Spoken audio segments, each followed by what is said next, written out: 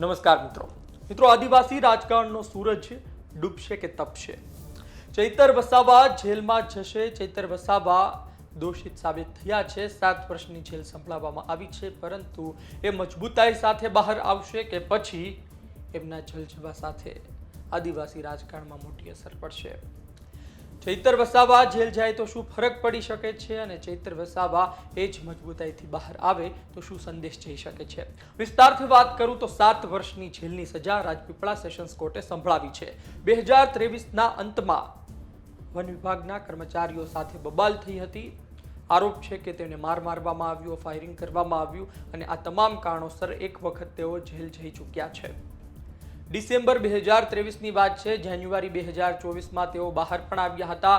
ખૂબ ચર્ચા પણ થઈ હતી, પરંતુ આ ચૈતર વસાવાને 2026ના સમય દરમિયાન ફરી એક વખત જેલ જવું પડશે એ લોકોને ખબર નહોતી. 2027ની વિધાનસભા ચૂંટણી નજીક છે, અને ચૈતર વસાવા આદિવાસી વિસ્તારમાં સૌથી વધુ પ્રચલિત ચહેરો છે. આમ આદમી પાર્ટી, ભારતીય જનતા પાર્ટી, કોંગ્રેસ, આ ત્રણેય પાર્ટીને તમે એક હરોળમાં ઊભી રાખો, તેમના ધારાસભ્યોને ઊભા રાખો, તો તેમાંથી ચૈતર વસાવા એક બહાર આવશે. કોંગ્રેસથી અનંત પટેલ બહાર આવશે. પરંતુ જેની ખ્યાતિ ખૂબ વધી, આદિવાસી રાજકારણને લઈ જો ખૂબ ચર્ચામાં રહ્યા, એ ચૈતર વસાવા જેલ જઈ રહ્યા છે. બીજી તરફ કોંગ્રેસના અનંત પટેલ પણ ચૂપ છે. આ ચૈતર વસાવાના જેલ જવાથી શું આદિવાસી રાજકારણને મોટી અસર થઈ શકે છે? એક સમયે છોટુ વસાવા, મહેશ વસાવા એમના દીકરા, એમનું રાજકારણ આદિવાસી પટ્ટામાં ચાલતું હતું. આદિવાસી લોકો તેમને ખૂબ જ આદરની દ્રષ્ટિએ જોતા હતા.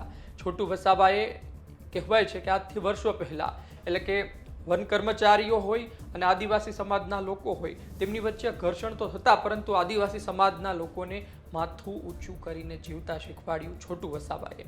છોટુ વસાવાએ એ શીખવાડ્યું કે ક્યાં ચૂપ બેસવાનું, ક્યાં લડી લેવાનું, અને આ જ કારણોસર તેમને ખૂબ માન સન્માન મળ્યું. આદિવાસી વિસ્તારમાં એક મોટું સ્થાન તેમણે પ્રાપ્ત કર્યું, અને ત્યારબાદ ચૈતર વસાવાનું નામ ખૂબ ચર્ચાઈ રહ્યું છે. આ બધા વચ્ચે ચૈતર વસાવા લડતા હતા, આદિવાસી સમાજના મુદ્દા ઉઠાવતા હતા. વન કર્મચારી સાથેની લડાઈ સામે આવીને તેમને 7 વર્ષ જેલ જવું પડી રહ્યું છે.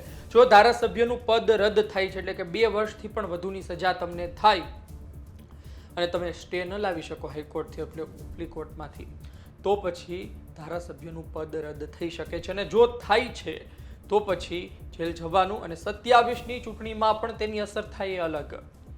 એટલે કે 27ની ચૂંટણીમાં પણ જો એ ચૂંટણી લડી શકે છે કે નથી લડી શકતા, એ પ્રકારની સ્થિતિનું સર્જન થાય, તો આ વચ્ચે ચૈતર વસાવાનો બ્રેક તેની રાજનીતિને ડૂબાડી શકે છે. ફક્ત ચૈતર વસાવાની રાજનીતિ નહીં, પરંતુ આદિવાસી સમાજની રાજનીતિ. કારણ કે તમને એક ઉદાહરણ આપી દઉં. સરદાર પટેલનું સ્ટેચ્યુ થી લઈને સાપુતારા સુધીનો ગ્રીન કોરિડોર હોય, અડગ ઊભા હતા. ચૈતર વસાવા ગ્રામ સભાની મંજૂરી ન મળે ત્યાં સુધી રસ્તા બનાવવા નહીં દેશું, અને એવા તો અઢળક આંદોલન, અઢળક વાતો. એટલે કે ચૈતર વસાવા ચૂપ રહે, અનંત પટેલ ચૂપ રહે, તો તેનાથી એ વિસ્તારમાં આદિવાસી સમાજને 100% અસર થાય. એમનો પ્રશ્ન ઉઠાવતા નેતાઓ ચૂપ રહે તો એમના સમાજને અસર થાય. અને આ જ કારણોસર કહેવામાં આવી રહ્યું છે કે છોટુ વસાવા, મહેશ વસાવા હવે એટલા મજબૂત નથી રહ્યા, અથવા તો એમનો જે પ્રભાવ હોવો જોઈએ એટલો નથી રહ્યો. પરંતુ તેનું સ્થાન જેમણે પ્રાપ્ત કર્યું હતું, જે વિધાનસભા સુધી અવાજ બનતા હતા, એ ચૈતર વસાવા જેલમાં જાય છે, અને જો ખરા અર્થમાં નાસીપાસ થાય છે, તો પછી આદિવાસી રાજકારણમાં તેની મોટી અસર પડશે.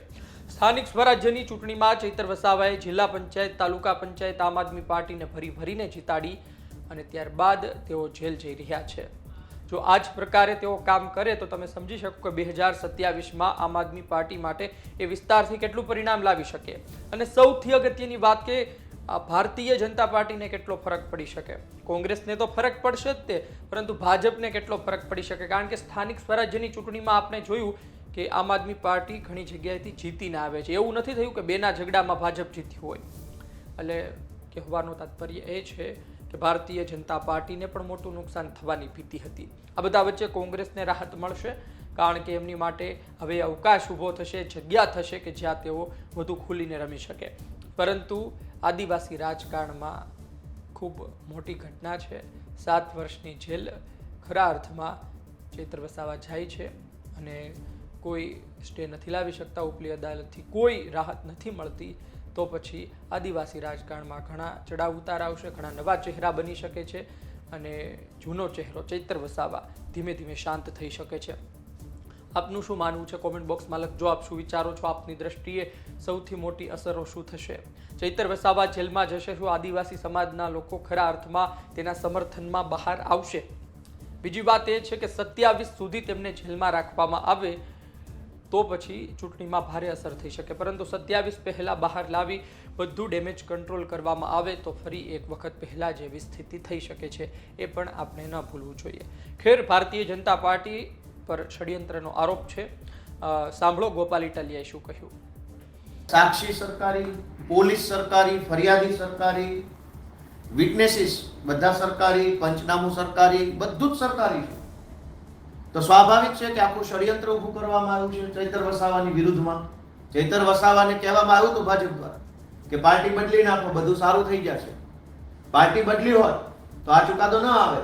એનો અર્થ એ થયો કે ચૈતર વસાવાને ફસાવવા માટે સરકારી તંત્રનો દુરુપયોગ કરવામાં આવ્યો છે અને કોઈ પણ રીતે ચૈતર વસાવા એની રાજકીય કારકિર્દી ખતમ થઈ જાય, ચૈતર વસાવા આદિવાસીઓ માટે બોલતો બંધ થઈ જાય, ચૈતરભાઈ મુદ્દા ઉઠાવતા બંધ થાય, એનું મોઢું બંધ કરવા માટે, એને ઝુકાવી દેવા માટે, એની રાજનીતિ બરબાદ કરવા માટે થઈ આ ષડયંત્ર કર્યું છે. પણ અમે આમ આદમી પાર્ટી, અમારી આખી ટીમ ચૈતરભાઈ વસાવાની સાથે છે, આદિવાસી સમાજ ચૈતરભાઈની સાથે છે. ભાજપ સામે અમે ઝૂકવાના નથી ક્યારેય. ગોપાલભાઈ, આપ વકીલ એડવોકેટ છો, ખાસ જ્યારે 7 વર્ષની સજા પડી છે તો ધારાસભ્ય પદ પણ એમનું જોખમમાં છે. હવે પછી કાનૂની રસ્તો પાર્ટી કઈ રીતે અપનાવવાના છે? હાઈકોર્ટમાં, સુપ્રીમમાં કઈ રીતે? અમારા સુપ્રીમ કોર્ટની એડવોકેટ્સની ટીમ અત્યારે સક્રિય છે દિલ્હીથી.